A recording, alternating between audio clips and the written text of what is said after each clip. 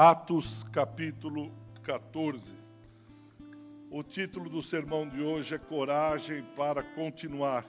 Nós vamos estar falando um pouco dessa passagem, mas são 28 versículos. Eu não vou ler todos os versículos, mas eu queria ler o versículo 1, 2 e 3. Versículos 1, 2 e 3.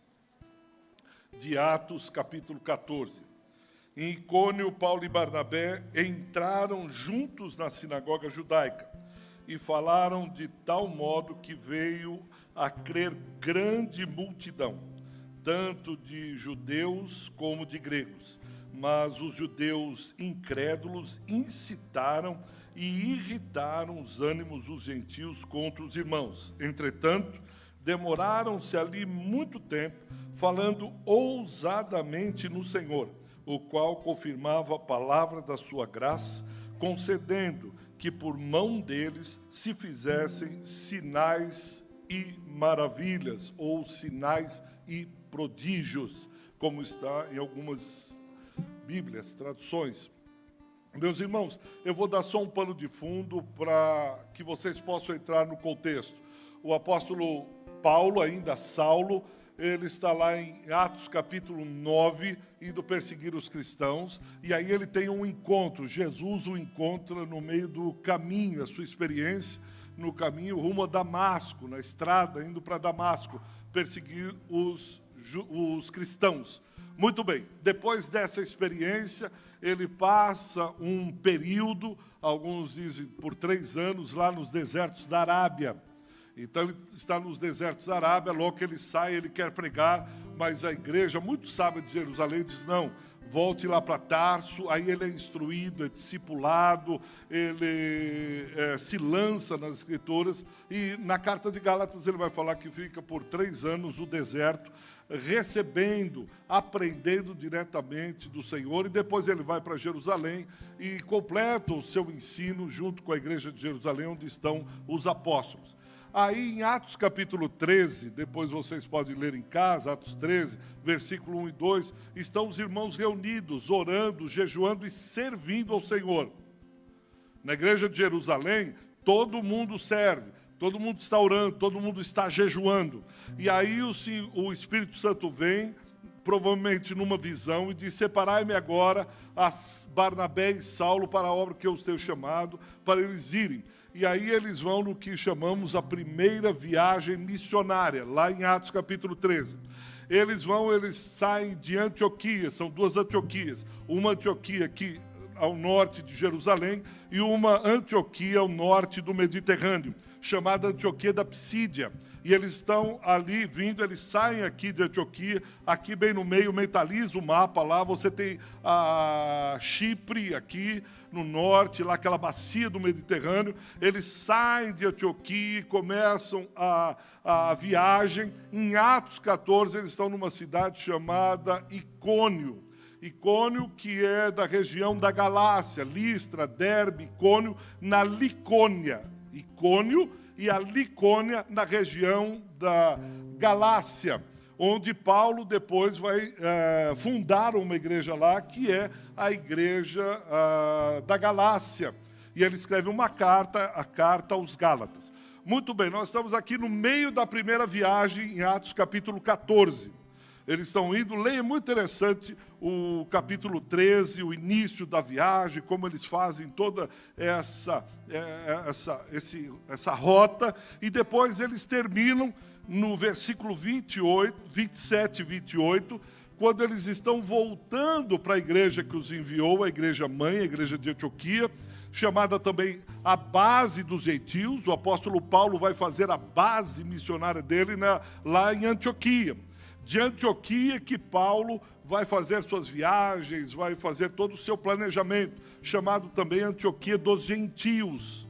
E lá de Antioquia, a igreja que envia, eles retornam e começam a contar com grande alegria tudo que o Senhor fez nessa primeira viagem.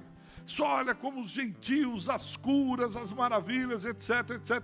Esse é o contexto. Então nós estamos pegando aqui o apóstolo Paulo, ainda Saulo, junto com Barnabé, seu companheiro. que foram enviados pela igreja de Jerusalém para tanto fundar igrejas como também visitar as igrejas das quais eles já tinham fundado. Então é esse o contexto, o panorama geral é esse aqui. E lá no versículo 1 do capítulo 14, a primeira coisa que Paulo faz, e é uma das estratégias, ele vai entrando em sinagogas. É muito interessante. Uma vez o professor deu um exercício e disse: pegue todas as vezes que Paulo saiu para evangelizar, para onde ele ia em primeiro lugar. E aí nós tivemos que varrer lá o Novo Testamento, desde da conversão de Paulo, em todos os lugares onde Paulo ia, e ele ia em todos os lugares primeiro aos judeus. Ele vai à sinagoga, porque na sinagoga ele sabe que tem judeus, os seus patrícios, os seus compatriotas, e ele vai pregando o evangelho, dizendo: olha, ele é o Messias, Jesus de Nazaré é o Messias. E ele faz isso, ele vai na sinagoga primeiro e diz que na sinagoga judaica, e falaram de tal modo que veio a crer grande multidão, tanto dos judeus como dos gregos ou não gentios. Mas eles estão no meio da viagem, aquela bênção, aquela alegria, etc. Mas a gente percebe, estudando a vida de Paulo, dos apóstolos, profetas e principalmente da igreja, a gente é induzido algumas vezes, a gente prepara uma armadilha para os nossos pés, crendo, e muitos embarcaram nesse navio, achando que a vida cristã é só vitória atrás de vitória, é só alegria, é só felicidade, é uma briguinha, uma lutinha, mas o resto, aleluia, somos... E muitas vezes não é assim, ou na maioria das vezes não é assim. Por isso que o sermão de hoje é coragem para continuar, coragem para perseverar, coragem para não parar. Porque assim que eles começam a pregar, as almas começam a ser batizadas, você vai ver um pouco abaixo a cura de um paralítico, as lutas vêm na mesma medida. Eu desconfio que alguns não se posicionam na obra do Senhor, alguns não põem o pé firme, porque eles já experimentaram isso. Não são poucos que dizem: eu sei o que é pegar um ministério, eu sei o que é se comprometer. O que a pessoa está querendo dizer? Pastor, quando a gente pega um ministério, como homem de Deus, como mulher de Deus, quando você diz aqui, vamos, a coisa vem. Quando você faz um propósito firme no Senhor, e diz: olha, daqui para frente eu vou orar meio-dia, ou eu vou abençoar alguém, ou, enfim, qualquer um que seja o propósito, você sabe que vem bronca, você sabe que vem luta. Você não quer que nós vamos ter o coral? Pastor, esse ano... Por quê? Sabe que não é fácil. Mas eu não sei quem ensinou essa geração que a obra de Deus é só alegria, alegria, alegria, um grande playground. Não é. Por que eu estou dizendo isso? Veja no versículo 2. Eles estão pregando, eles estão falando da palavra, abençoando as pessoas. Judeus incrédulos incitaram e irritaram os ânimos dos gentios contra os judeus. Tem um grupo dentro da religião, um grupo dentro da sinagoga, que são judeus incrédulos, eles não creem. Parece uma contradição de termos. Porque você pensa nos judeus, você os liga à religião. Por que você faz isso? Porque em Gênesis 12, Deus começa a formar um povo a partir de Abraão. Gênesis 15, a aliança vem através da circuncisão. O judeu até hoje um povo, porque a base deles é religiosa. Eles são irmãos por causa da base da fé. Você pode pegar qualquer judeu e falar acerca do Êxodo, sobre como Deus tirou com mão forte o povo que estava sendo escravizado. E aqui parece, se dizer, absurdo. É como falar sobre um círculo quadrado. Tenta desenhar um círculo quadrado. Você diz, não dá. Tenta falar de um judeu incrédulo. É por isso que muitas vezes nas batalhas nós não nos damos conta, nós não nos apercebemos. Porque é tão bizarro, é tão incoerente. Você diz, como pode gente religiosa, de dentro da igreja, que a gente chama de irmão, que a gente chama de irmã, serem incrédulos? Eles não creem. Mas como se isso não bastasse, agora eu queria que você prestasse atenção nisso. Esses judeus incrédulos se levantam. A fim do quê? O que eles vão fazer? Eles vão debater? Pelo contrário, eles se levantam e começam a incitar, começam a irritar os ânimos. Há uma tradução do inglês desse versículo que eu acho muito interessante. Diz que esses judeus incrédulos se levantaram para envenenar, pôr veneno na mente da igreja, na mente daqueles que estavam servindo a Deus. Eles colocam veneno, essa é a tradução, veneno, na mente deles.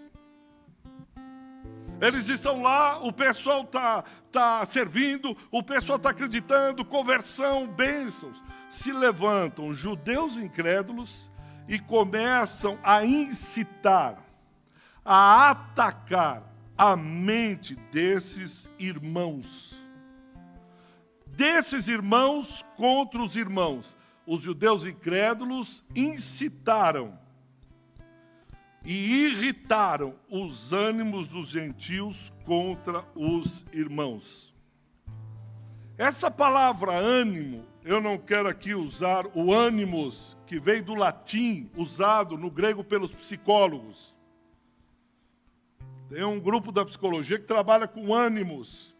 Mas aqui, biblicamente, o ânimos, quando o apóstolo, aqui quem está escrevendo é Lucas, e usa essa palavra, ânimos, ela é ligada ao psicológico do homem, à sede das emoções.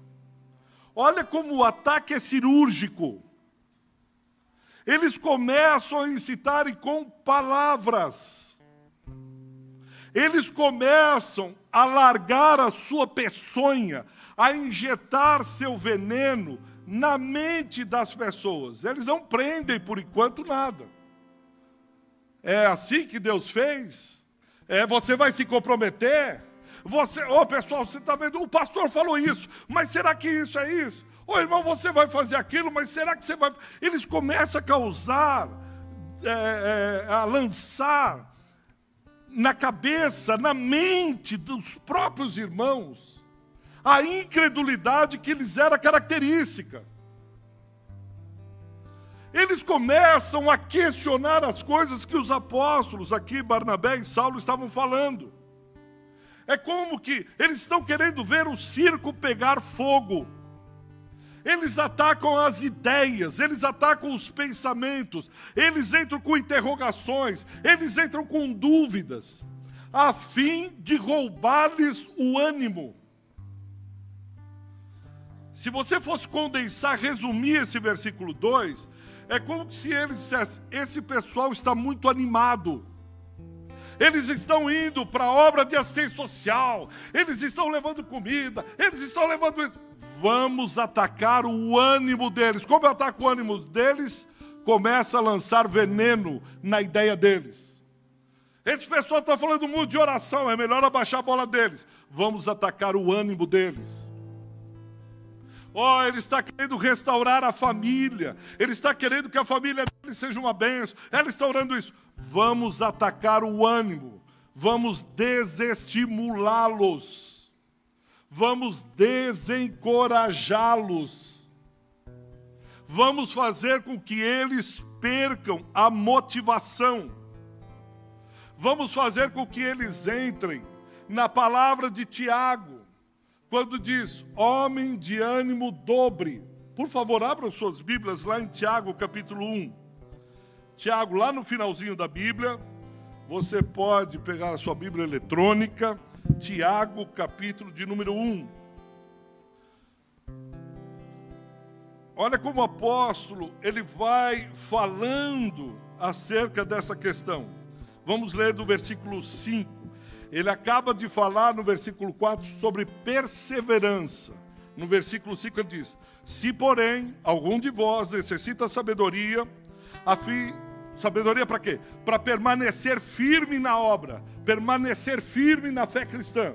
Ele diz: se alguém necessita, peça a Deus que todos dá liberalmente, e nada lhes impropera, e se lhes há concedida. Peça, porém, com fé, em nada duvidando. Não duvide. Peça sem deixar que o veneno da dúvida, da interrogação venha na sua mente. Cuidado com a peçonha do falatório. Ele diz: em nada duvida, pois o que duvida é semelhante à onda do mar, impelida e agitada pelo vento. Ou seja, aquele que lança com fé um pedido, se propõe a fazer alguma coisa com fé, mas não vigia, a mente dele começa a ser jogada de um lado para o outro, como as ondas do mar. Ele fica, vai, mas não vai muito. Ando mais um caminho. Hoje não dá, amanhã eu não posso, talvez, quem sabe, um dia. E ele continua: não suponha esse homem que alcançará do Senhor alguma coisa. Esse homem que permite esse veneno no seu pensamento, fique tranquilo, porque você vai sair de lugar nenhum e chegar a nada. Não ache, não creia que você vai chegar a algum lugar, porque você não vai chegar. E no versículo 8 ele diz: homem de ânimo dobre, ou seja, um duplo ânimo. Ora ele está lá em cima, ora ele está depressivo. Ora ele quer subir a montanha e ficar lá no monte orando, ora ele quer ir para o vale e ficar lá na escuridão sozinho. Ora ele está animado, ora ele está desanimado. Ora ele quer, ora ele não quer. Isso é um homem de ânimo dobre, é inconstante em todos os seus caminhos. Ele vai dar o primeiro passinho, mais um, morre, acaba. Ele diz: não ache que vá chegar em algum lugar com ânimo dobre. Em outras palavras, é um ânimo firme, é um ânimo constante, é buscando no altar de Deus essa permanência, porque o inimigo vai usar tudo e todos para balancear você, para deixar você como o vento, folha no vento, ora aqui, ora ali, ora cá, ora colar, e procurando e não vai chegar a lugar nenhum. E eles o fazem por inveja. É interessante isso, porque eles têm inveja, eles não conseguem ver Paulo, não conseguem ver Barnabé trabalhando para Deus. Eu tive um discernimento há uns anos atrás. Eu acho que você já percebeu isso. Você está trabalhando, está fazendo, você vai vir um ou dois chegar e dizer: não é muita coisa? Pastor, tem o conselho sábio, é verdade, tem o conselho sábio, dizer: olha, o senhor está fazendo a mais, ou tem isso. Mas você precisa discernir. Por quê? Como é que ele faz e eu não estou fazendo? Como é que esse irmão trabalha, tem filhos, tal, e eu não tenho filhos, o meu trabalho não é tão, e eu não consigo? Como é que essa irmã consegue se doar tanto na obra? Em outras palavras, inconscientemente, ela está dizendo assim: olha, não se canse, vai mais devagar, aproveite mais isso, porque ela queria fazer o que você faz, mas não consegue, porque o ânimo dela é constante. Um dos maiores ódios de Satanás é porque ele sabe que eu e você podemos sentar no colo do Pai. Eu e você experimentamos o amor do Pai, e ele já experimentou um dia, só que hoje não mais. E eu creio que ele ficou olhando e disse: como é que esses filhos chegam até o altar, experimentam desse amor, dessa graça? Eu já um dia sentei lá, um dia eu já sei o que é, eu não suporto isso. O invejoso, ele não suporta ver o outro, o que é crescendo. Eu já ouvi uma vez um crente, aí passou um irmão lá com o carro, tá, disse: esse irmão pode ter esse carro bonito, essa casa bonita, mas ele não tem a alegria que eu tenho no coração. Não tem nada a ver com a alegria que você queria ter o carro e a casa dele. Não, ele não tem paz no coração. Ele foi e fica tomando banho naquela piscina, mas aquela piscina deve estar fria. Não, ele deve ter cãibra. Você tem... aquele cara é bonito. Mas pode ver que ele tem unha encravada. Que tem a unha encravada? Ele não deve ter a paz que eu tenho. Rapaz, o que você queria era o que ele tem. Não tem... Eu queria fazer. Esses judeus aqui, eles estão nessa posição. Qual é a resposta dos apóstolos de Paulo, de Barnabé, dos missionários, versículo 3. Entretanto, demoraram-se ali muito tempo falando ousadamente no Senhor, o qual confirmava a palavra da sua graça, concedendo que por mão deles se fizessem sinais e prodígios. A resposta deles é continuar fazendo o que eles foram chamados para fazer lá em Atos 13. A resposta deles é continuarem, porque eles são homens de missão. Eu e você somos homens de missão, mulheres de missão.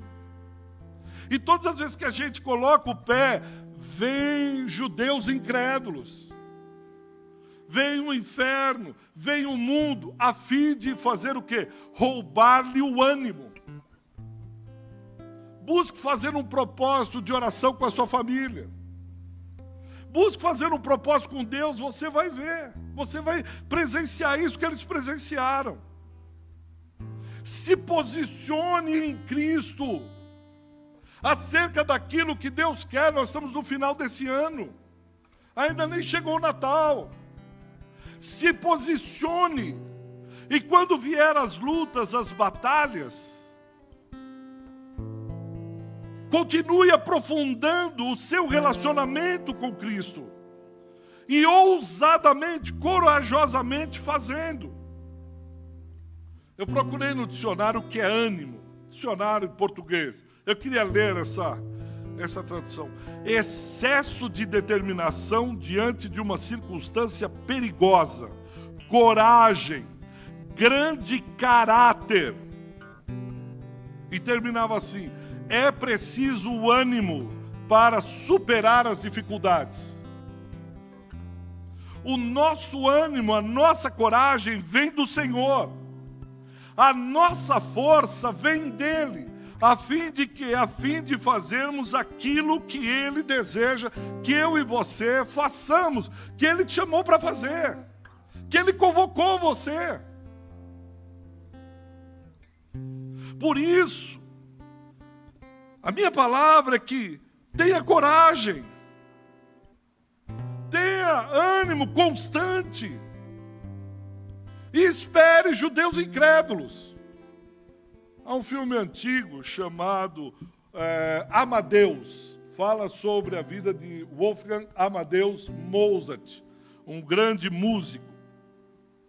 É claro que todo filme tem adaptações, não foi exatamente aquilo que aconteceu, mas havia um compositor italiano que estava na corte, chamava Antonio Salieri. E o Mozart, ele tinha uma cabeça assim para música tremenda. E esse Antônio, que foi o professor do Mozart, um maestro famoso, ele não aguentava ver Mozart, que no filme é meio que indisciplinado. Mas aí o Antônio faz uma música, apresenta o rei tenta tocar e diz: deixa eu tocar para apresentar, quando o senhor Mozart aparecer, eu vou tocar e mostrar para ele essa composição. E esse maestro, Antônio, ficou assim horas, dias, semanas para compor uma pequena música lá pequenininha no piano, um arranjo. Aí vem o Mozart, todo assim, tal, chega, não sei o quê. Aí o rei está tocando e diz: aí, você gostou? Ele diz: gostei muito. Você quer a partitura? O Mozart disse: não, eu já decorei, eu vi que é uma música. Assim. Aí o rei desconfia e diz: então eu quero ver você tocar. Ele vai lá e começa a tocar, está a corte reunida, está o maestro Antônio, o compositor. E o Mozart faz: mas olha, aqui tem um erro, ele poderia terminar assim, porque fica muito simples. E ele toca de cabeça o que ele ouviu. Bom, a história conta depois, aí diz que esse Antônio envenenou a comida de Mozart e morreu. E o matou. Não foi provado na história, porque ele tinha contatos muito fortes. Mas ele não suportava ver Mozart brilhar mais do que ele. Há uma historinha, não precisa ir tão longe, e termina esse ponto. Diz que uma cobra perseguia um vagalume. Por onde o vagalume ia, a cobra tentava pegá-lo. Até que numa hora, o vagalume se viu encurralado. E aí o vagalume diz: olha, antes de você me devorar, deixa eu fazer uma pergunta. Pode fazer. Eu não faço parte da tua cadeia alimentar. Eu acho que você nem gosta de vagalume. Você come rato, outras coisas. Por que eu? E a cobra vira e diz assim: porque eu não suporto ver a sua luz brilhar. Eu não suporto, eu preciso matar você. Até mesmo na religião nós vamos encontrar religiosos incrédulos. Por não crerem, eles querem matar os outros. São 3 pontos, esse é o primeiro, eu vou parar por aqui. Mas quero terminar com um finalzinho. Eles perseveram, e você vai, a partir do versículo 8, eles entram em Listra, e eles curam um paralítico. O paralítico é curado, miraculosamente, Deus usa. Os sinais e prodígios começam a acompanhar esses irmãos. Eu quero encorajar você, nessa última ceia do ano, a continuar no propósito que Deus tem chamado a você, fazendo com excelência, fazendo de todo o coração, de toda a alma. Sabe por quê? Veja no capítulo 3, se você está com a Bíblia aberta, o versículo 52. Às vezes nós nos esquecemos disso. Capítulo 3, versículo 52, lembra? Nós estamos no meio da viagem, da primeira viagem missionária. Os discípulos, porém, transbordavam de alegria e do Espírito Santo. Os discípulos estão radiantes, felizes, alegres. Veja, eles começaram assim a viagem. No meio da viagem, diz que é um espírito de alegria, a sede dos sentimentos, a vida deles alegre. E olha como termina no versículo de número 27, quando eles chegam de volta lá com a igreja. Ali chegados, reunida a igreja, relataram quantas coisas fizera Deus com eles, como abriram os gentios a porta da fé e permaneceram não pouco tempo com os discípulos.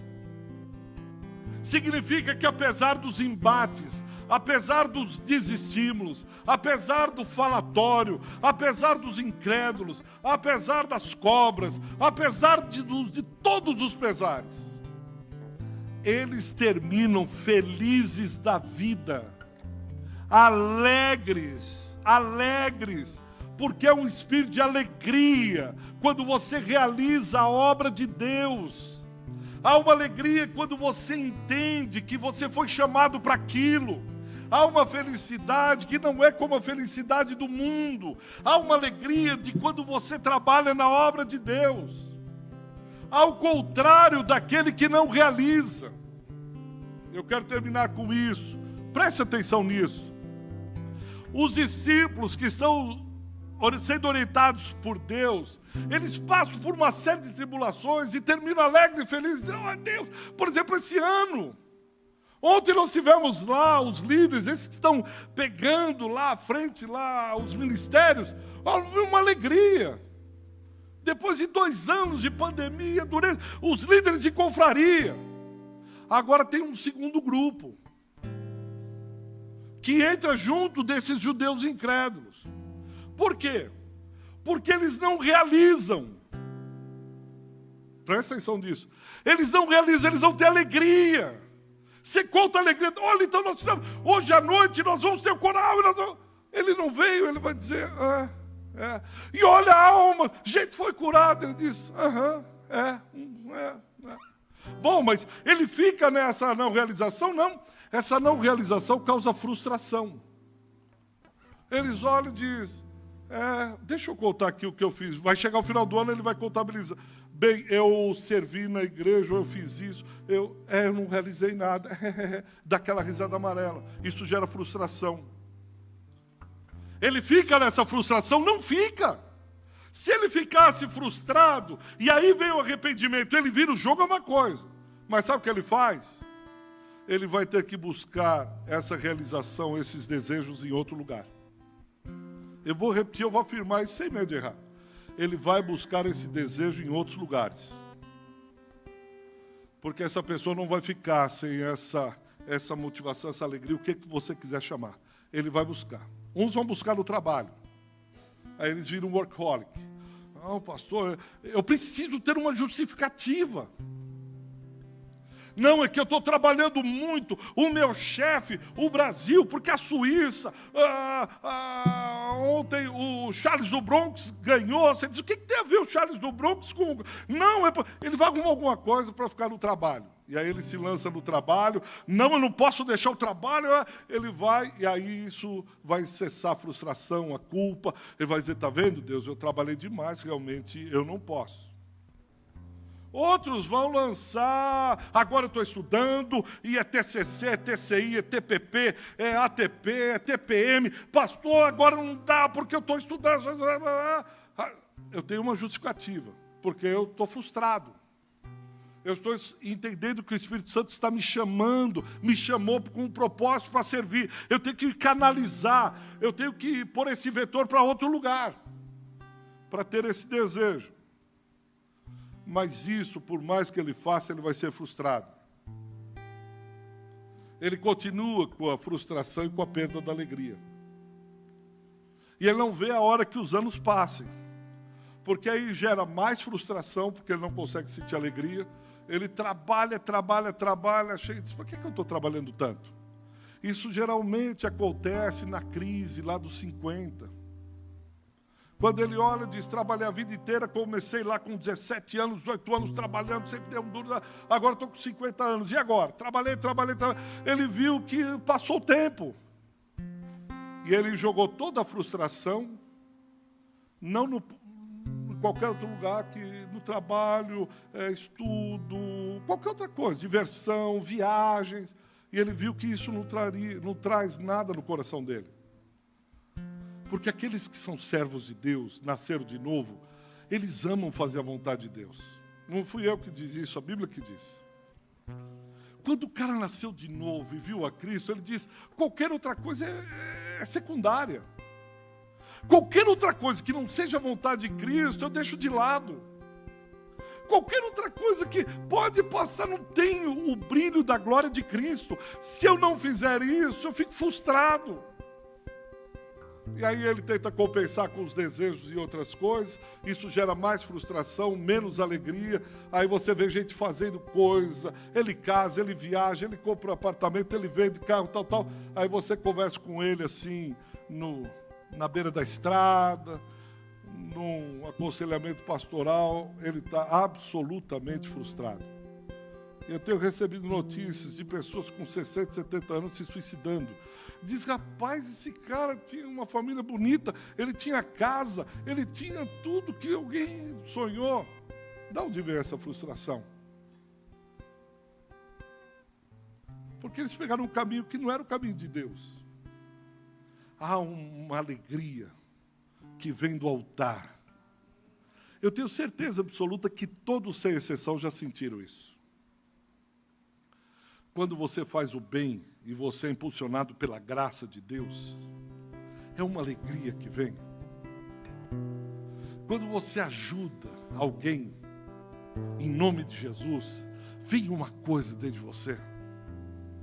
Ontem nós ouvimos testemunhos de pessoas que disseram, olha, uma pessoa que ela orou por mim, ela me ajudou, é uma alegria que vem.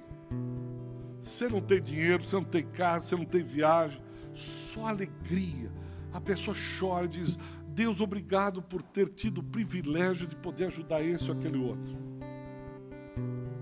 Agora esse segundo grupo de judeus incrédulos, eles olham e dizem,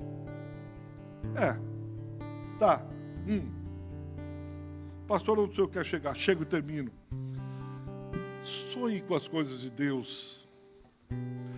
sonhe, busque, deseje essa alegria, que eu sei que você já experimentou um dia. Ou está experimentando, eu não estou te julgando, pelo amor de Deus. Você já experimentou. Continue firme, põe o pé e diz, eu vou continuar assim. Venha mais um ano, venha mais 10 anos, eu vou morrer em pé no combate lutando. Eu vou cair em pé na arena do combate. Quiser me derrubar, vá lá e peça permissão para Deus, para que Ele me tire da luta, porque senão, por mim mesmo, eu quero continuar. Pela graça, não pela minha força, mas pelas misericórdias e graças de nosso Senhor. Por isso eu quero incentivar e encorajar você. Pega lá a agenda, se você já não tem, vai para o computador, pega um pedaço de papel e diz, Deus, lá em Joel 2:22, diz que nos últimos dias o Senhor derramaria do teu Espírito Santo e haveriam visões, haveriam profecias, haveriam sonhos. Pois bem, Senhor, eis aqui o teu servo, eu estou aqui, eu quero sentir essa alegria de olhar nos olhos de Cristo e diz, combati o bom combate, guardei a fé e terminei a carreira. Para mim o viver é Cristo, o morrer é Cristo, o viver é Cristo, o morrer é lucro. Eu estou pronto para ser sacrificado, pode vir. E você vai ter uma alegria que você nunca experimentou na vida. Se você já experimente, continue. Coragem para continuar. No final nós vamos estar juntos aqui, você vai testemunhar. Você vai falar, pastor, não é que é verdade? Final de 2022 você vai estar aqui. E nós vamos estar celebrando as vitórias. Pastor, senta aí que eu vou falar como Deus usou minha vida, como foi bênção.